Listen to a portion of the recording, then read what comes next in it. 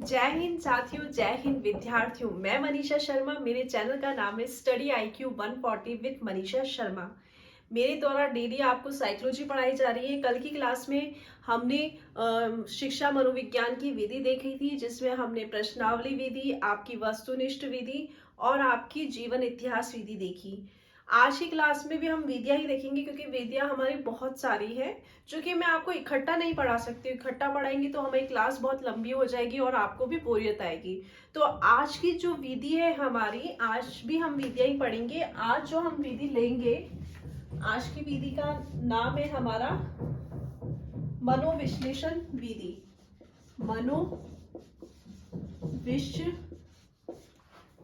मनोविश्लेषण विधि। मनोविश्लेषण विधि का नाम सुनते ही हमारे मन में फायड का नाम आ जाता है। मनोविश्लेषण का नाम सुनते ही फायड का नाम आ जाता है।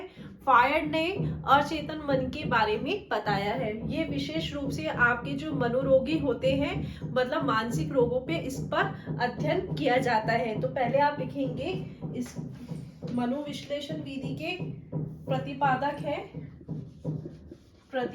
है आपके फायड। कौन है? मनोविश्लेषण विधि के प्रतिपादक है आपके फायड है। यह अचेतन मन का अध्ययन करती है। अचेतन मन का अध्ययन करती है। मनोविश्लेषण विधि के जो प्रतिपादक है वो आपके फायड है, और ये अचेतन मन का अध्ययन करती है। दूसरा पॉइंट आप लिखेंगे इसमें, ये मानसिक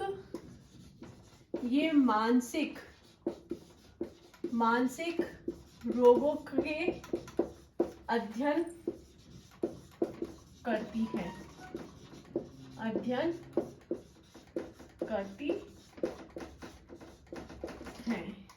आपकी मनोविश्लेषण विधि चल रही है, जो कि आपके प्रतिपादक है फायड। ये अचेतन मन का अध्ययन करती है और ये मानसिक रोगों के अध्ययन करने में काम में आती है।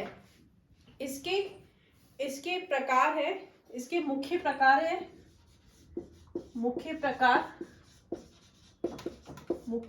है आपकी। मैं थोड़ा बड़ी राइटिंग में लिख रही हूँ ताकि आपको अच्छे से दिख जाए और आपको अच्छे से समझ में आ जाए। इसकी जो मुख्य प्रकार है, स्वतंत्र साहचर्य विधि,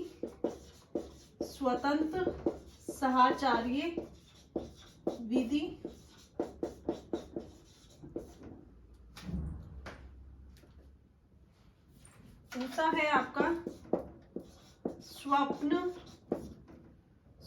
स्वप्न साहचर्य विधि। तीसरा है आपका इसमें शब्द साहचर्य विधि। हमने मनोविश्लेषण विधि देख रहे हैं, जिसके प्रतिपादक है आपके सिगमंड फायड है। ये आपके अचेतन मन का अध्ययन करती है। ये मानसिक रोगों के लिए काम में आ जाती है। इसके मुख्य प्रकार ये है स्वतंत्र साहचर्य विधि, स्वप्न साहचर्य विधि, तीसरा है शब्द साहचर्य विधि। स्वतंत्र मतलब उससे स्वतंत्र मतलब प्रश्न किए जाते हैं, जिसमें जो रोगी होता है वो अपनी बातों को बताता है। स्वप्न, जो कि उसने स्वप्न देखा उसके बारे में अध्ययन किया जाता है। और शब्द, जिसमें वो कुछ भी शब्द बोलता है मानसिक रोगी, तो उसके शब्दों पे गौर करके उस पे गहन अध्ययन किया जाता है। तो ये है हमारी मनोविश्लेषण विधि। एक बार आप साथियों, विद्यार्थियों, इसका स्क्रीनशॉट ले लेंगे।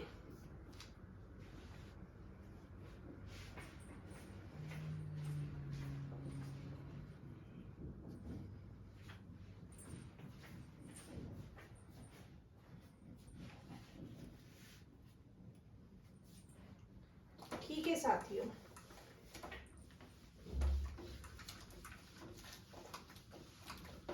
अब आपकी छोटी छोटी विधियां चलेगी जिनके आपको उनके प्रतिपादक के नाम याद होने चाहिए और उनकी जो मुख्य बातें वो पता होनी चाहिए। तो मैं आपको वही बताऊंगी उनके मतलब जो जो विधि आने वाली है हमारे, जैसे समाज नीति विधि पढ़ेंगे नेक्स्ट, उसके प्रतिपादक कौन है और वो कैसे काम करती है। बस छोटी छोटी बातें हैं वो जो कि आपको पता होनी चाहिए।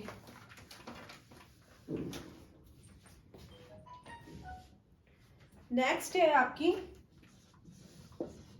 समाज नीति विधि। समाज नीति विधि, इसके प्रतिपादक है आपके कौन है, मोरेनो है। इसके प्रतिपादक है J.L. मोरेनो।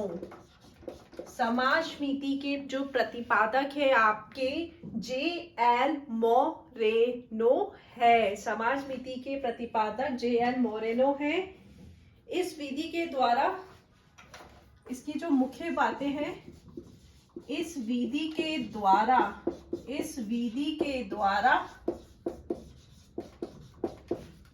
समूह का अध्ययन किया जाता है। मतलब आपसे पूछ ले कौन सी विधि में समूह के द्वारा अध्ययन किया जाता है, तो आपका आंसर होगा समाज नीति विधि और उसके प्रतिपादक कौन है, J.L. मोरेनो है। तो आप इसको एक बार उतार लेंगे।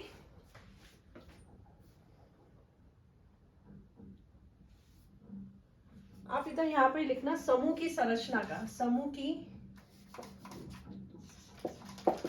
संरचना का अध्ययन किया जाता है। समूह की संरचना का अध्ययन किया जाता है।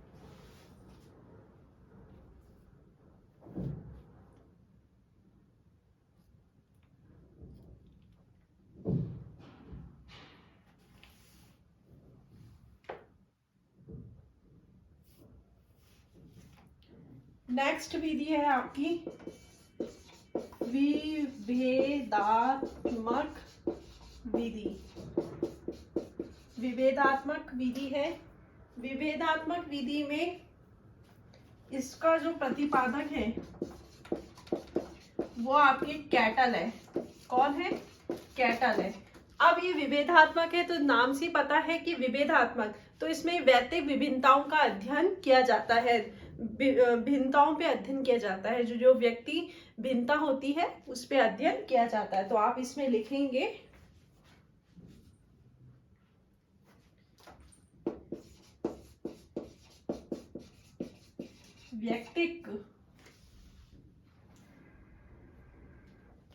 वैयक्तिक भेदों का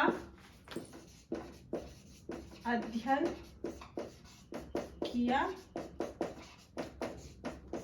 जाता है। ये थी आपकी समाज नीति विधि जिसके प्रतिपादक थे J.L. मोरेनो। इस विधि के द्वारा समूह की संरचना का अध्ययन किया जाता है। दूसरी विधि है आपकी विभेदात्मक विधि जिसके प्रतिपादक है आपके कैटल, और इसमें वैयक्तिक भेदों का अध्ययन किया जाता है। तो आप एक बार इसका स्क्रीनशॉट ले लेंगे।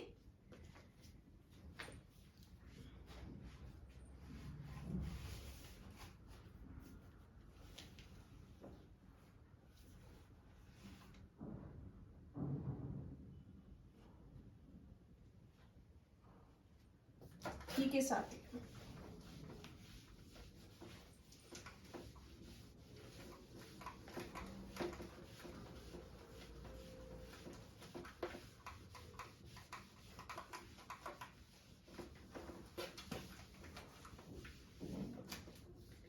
अब है आपकी नेक्स्ट विकासात्मक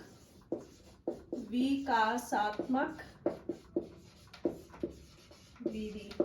ये आपको ये विधि पढ़ाने का तात्पर्य यही है कि आपके डायरेक्ट क्वेश्चन पूछ लेते हैं। विकासात्मक विधि के प्रतिपादक कौन है? जीन पियाजे हैं। आपकी समाजमिति के प्रतिपादक कौन है? जे.एल. मोरेनो है।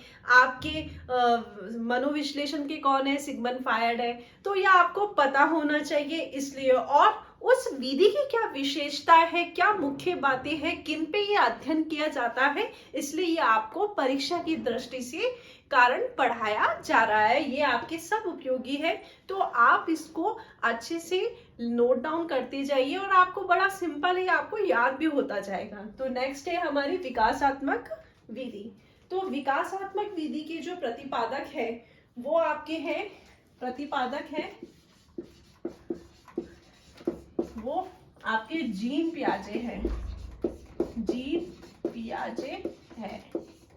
जीन पियाजे की थ्योरी अधिगम में आप देखोगे, जीन पियाजे की बहुत बड़ी अच्छी थ्योरी है जो कि आपके परीक्षा की दृष्टि से बड़ी उपयोगी है। तो जो भी नाम लिखाए जा रहे हैं ना, वो आगे आपके अधिगम में आने वाला है। तो आपको इनकी जो थ्योरी है वो आपको बताई जाएगी, पढ़ाई जाएगी, बहुत ही सरल भाषा में आसानी से आपको याद हो जाएगी। बस आप मेरे साथ जुड़े रहिए।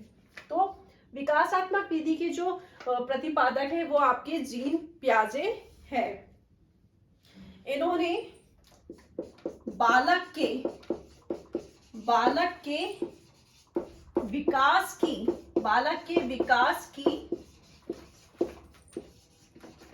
अवस्थाओं का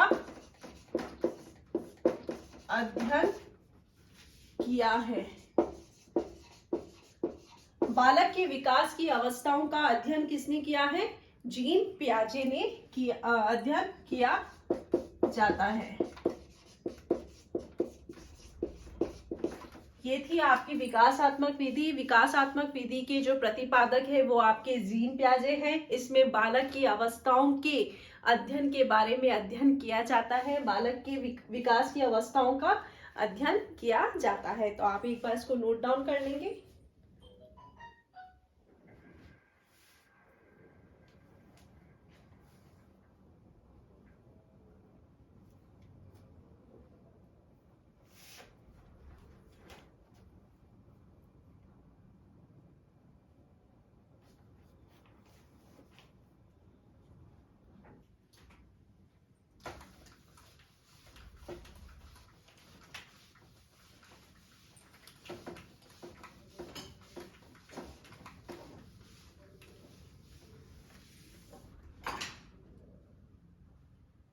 आगे है आपकी, नेक्स्ट है आपकी मनः भौतिकी विधि। ये इतनी इंपॉर्टेंट नहीं है लेकिन फिर भी आपको पता होना चाहिए। मनः भौतिकी विधि, तो इसमें क्या है? देखो, मन तो आपका मन है, भौतिकी से यहाँ पर तात्पर्य आपके शरीर से है। तो इसमें क्या है? मन और शरीर पे पड़ने वाले जो भी प्रभाव होते हैं उनका अध्ययन किया जाता है। इसके कोई प्रतिपादक नहीं है, तो ये आपको पता होना चाहिए मनः भौतिकी विधि क्या है। तो आप इसमें थोड़ा सा नोट डाउन कर लेंगे। मन व शरीर पर पड़ने वाले प्रभाव का अध्ययन किया जाता है। ठीक है साथियों, आपको पता होना चाहिए मन भौतिकी विधि क्या है। तो मन से आपका मन है, भौतिकी यहाँ पर आपकी शरीर से तात्पर्य है। तो इसमें क्या होता है? मन और शरीर पर पड़ने वाले प्रभाव का अध्ययन किया जाता है।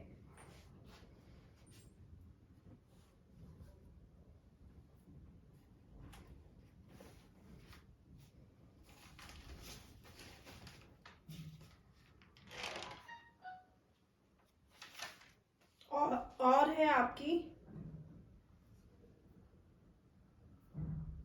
इसमें आप और देख लेंगे आपकी तुलनात्मक विधि। इसमें दो वस्तु के बीच में तुलना की जाती है, उसका अध्ययन किया जाता है। व्यवहार की समताओं और असमानताओं का इसमें अध्ययन किया जाता है। व्यवहार की समानताओं वह असमानताओं का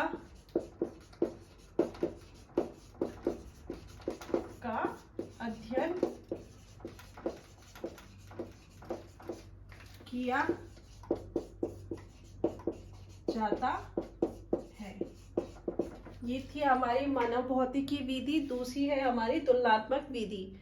मन भौतिकी मतलब मन और शरीर पे पड़ने वाले प्रभाव का अध्ययन किया जाता है, और तुलनात्मक विधि में आपके व्यवहार की समताओं और असमानताओं का अध्ययन किया जाता है। एक बार साथियों इसका स्क्रीनशॉट ले लेंगे।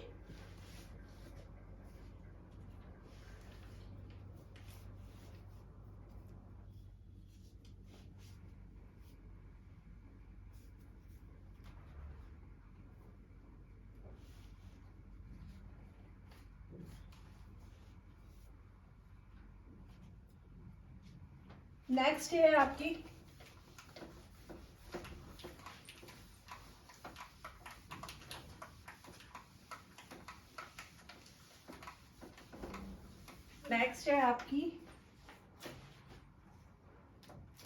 साक्षात्कार विधि।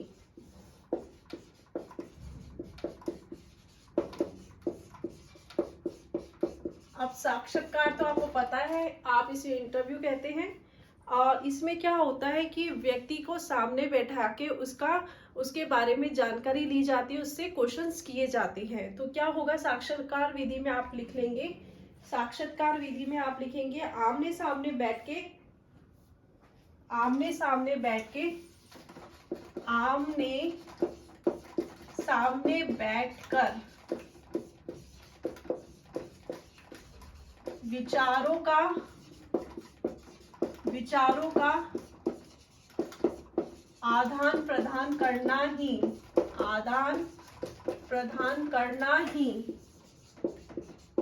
ही साक्षात्कार विधि है। साक्षात्कार में आपको पता ही है, इंटरव्यू आमने सामने बैठते हैं, क्वेश्चन किया जाता है, व्यक्ति अपने विचार रखता है। तो साक्षात्कार विधि के द्वारा क्या होता है कि आमने सामने बैठ के विचारों का जो आदान प्रदान किया जाता है ना, वो आपकी साक्षात्कार विधि आती है। तो ये थी आपकी साक्षात्कार विधि। नेक्स्ट देखेंगे हम, नेक्स्ट है आपकी अनुदय विधि। अनुदय विधि क्या है ये देखेंगे हम। एक ही समूह का अध्ययन एक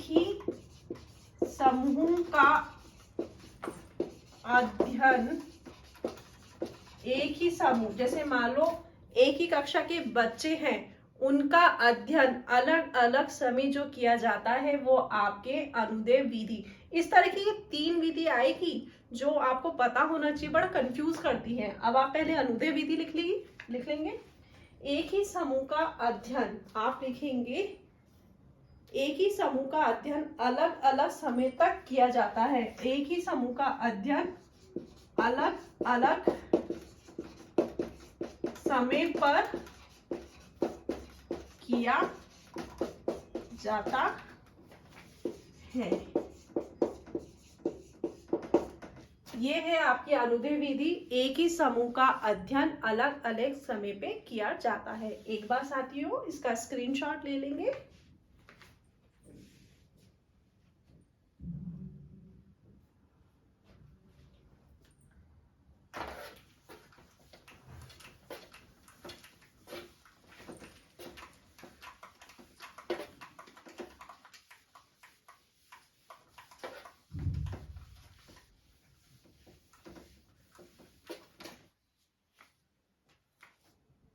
नेक्स्ट है हमारी अनुदय होगी। अब है आपकी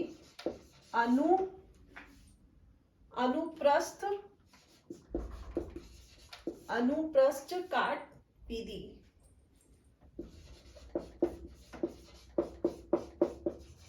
अनुदय विधि में तो क्या हुआ था कि एक ही समूह का अध्ययन अलग अलग समय किया जाता है।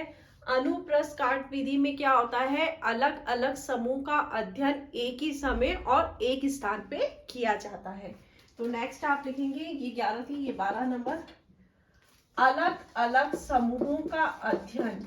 अलग अलग, आपको सब कुछ पता होना चाहिए साइकोलॉजी में, आपको A to Z सब कुछ पता होना चाहिए। मैं साइकोलॉजी आपको जो बीएड के स्टूडेंट है, फर्स्ट ईयर सेकेंड ईयर, उनके हिसाब से भी पढ़ा रही हूँ। जो रेट के हैं, जो CTET के हैं, जो फर्स्ट ग्रेड के हैं, जो सेकंड ग्रेड के हैं, या जो अदर स्टेट के भी जो टीचर्स के एग्जाम की तैयारी कर रहे हैं ना, तो मैं उस हिसाब से आपको पूरी संपूर्ण साइकोलॉजी पढ़ा रही हूँ। और जो इम्पोर्टेंट आती है चीज, उसके आगे मैं आपको वैसे ही नोट करवा देती हूँ। तो आपको साइकोलॉजी में हर छोटे से बड़ा कॉन्सेप्ट अच्छे से क्लियर होना चाहिए, तो मैं उस हिसाब से आपको पढ़ा रही हूँ।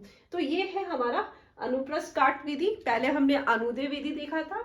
अनुदय विधि में क्या होता है कि एक ही समूह का अध्ययन अलग अलग समय किया जाता है, और आपके अनुप्रस्थ काट विधि का अलग अलग समूहों का अध्ययन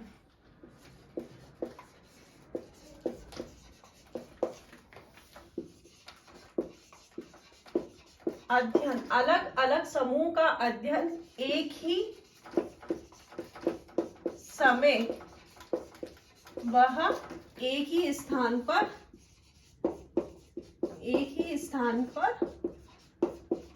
किया जाता है।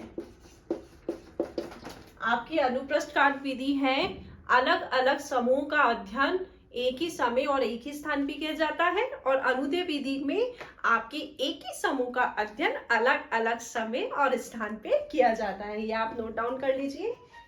एक और विधि है आपकी अनुक्रमित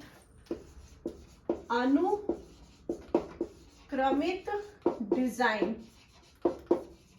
अब इसके अंदर क्या आती है, अनुक्रमित में क्या आपके अनुदय और अनुप्रस्थ काट दोनों ही विधि शामिल हो जाएगी। तो इस विधि में आप लिखेंगे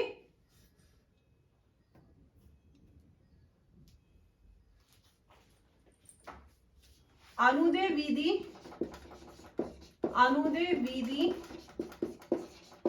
वह अनुदय विधि और आपके अनुप्रस्थ काट विधि का सामूहिक रूप से अध्ययन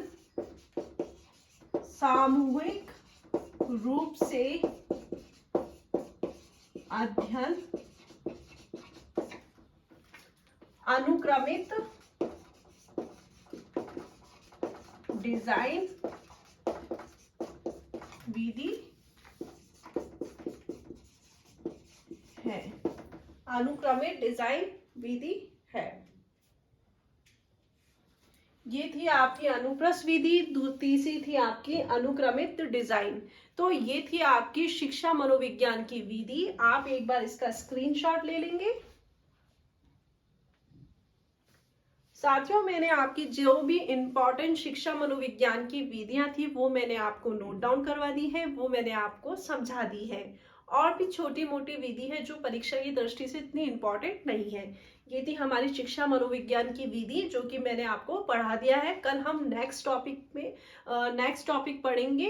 विधि वाला हमारा कंप्लीट हो गया है। तो इसी के साथ आज की क्लास हमारी समाप्त होती है। जय हिंद साथियों, जय हिंद विद्यार्थियों, धन्यवाद।